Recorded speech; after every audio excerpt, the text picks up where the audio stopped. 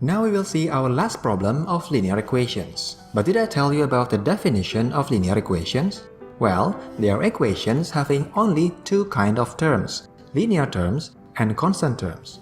But there are also those that we can turn into having those two kinds of terms. So this is a linear equation. Because upon distributing the three, we get a linear term and constant terms.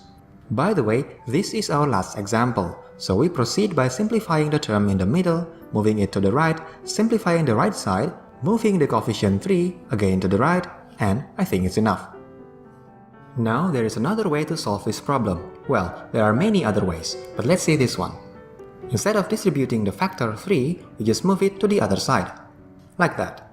Next, we move the constant term 1 to the right, do the subtraction, and we're done. Before we leave the topic, there is a note about the terminologies of equation. It is clear that in this example, we have two terms on the left side, each having two factors, and one term on the right, of one factor. But in this equation, how many terms do we have on the left?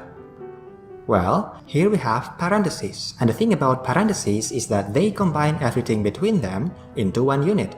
So we can regard these whole things as basically a number. Thus, on the left we have one term that consists of two factors, a number 3, and this whole expression, which if you want to further analyze its structure, contains two terms. That's it, thank you very much for watching.